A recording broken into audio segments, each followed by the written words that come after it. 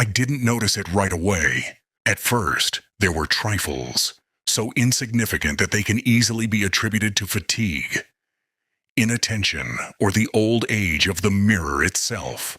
I just moved into an apartment on the outskirts of the city. An old Stalinka with high ceilings, thick walls, and a smell of dust that has not been weathered for years. Everything seemed a little late here. The sound of footsteps in the corridor echoing with a second delay. The creak of the door, which was heard after I closed it. The mirror was hanging in the bathroom.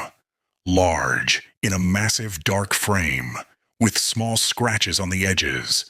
The owner of the apartment said that it has always been here, since pre-war times. I didn't give it any importance. The first time I noticed the strangeness in the morning, I brushed my teeth and looked into my eyes. The light of the lamp was flickering, the old wiring. I spat into the sink and looked up, and saw how I had just bent over in the reflection. The delay was barely noticeable.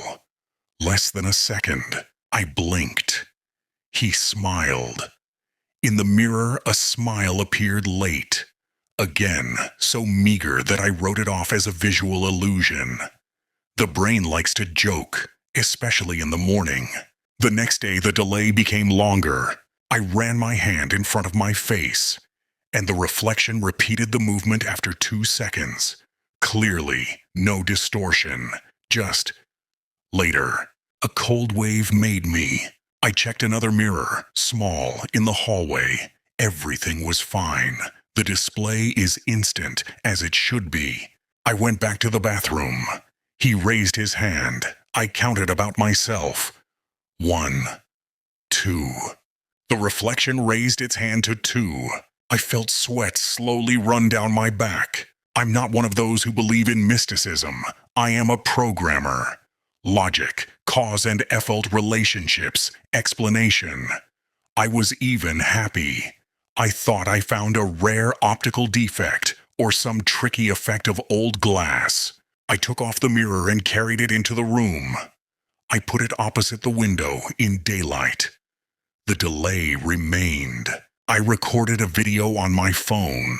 The recording showed the same thing. I move. The reflection repeats the movement after a few seconds. The camera didn't lie. On the third day, the delay increased to 5 minutes. I realized it by accident. I went into the bathroom, looked in the mirror, and saw myself, who had not yet entered. The display was empty. In an instant, the door in the mirror opened, and I appeared in the frame. More precisely, I'm from the future. I'll come here in a few minutes. I couldn't take my eyes off. 5 minutes later, it all happened again. To the little things. I touched the switch, rubbed my eyes, sighed. It was not a prediction. It was a reflection of the future. I started experimenting, set a timer, record the time. The delay remained stable, from 4 to 6 minutes. The mirror showed only me and what was happening within its frame.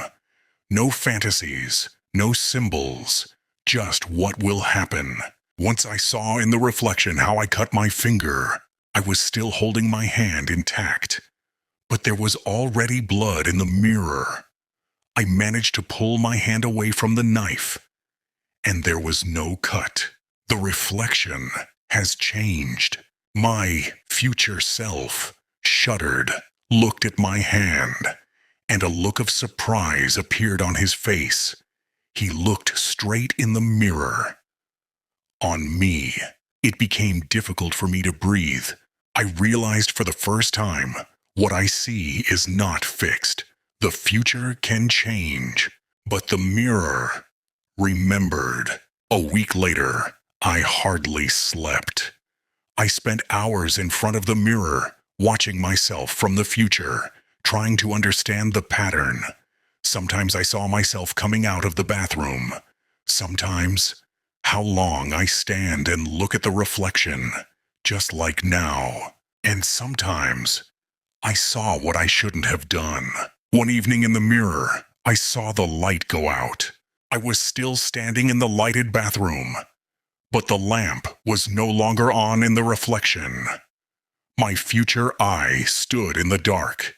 His face was half hidden by the shadow, and it didn't move.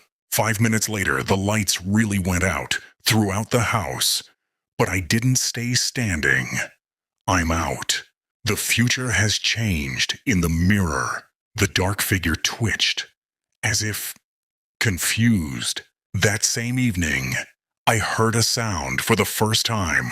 Quiet knock.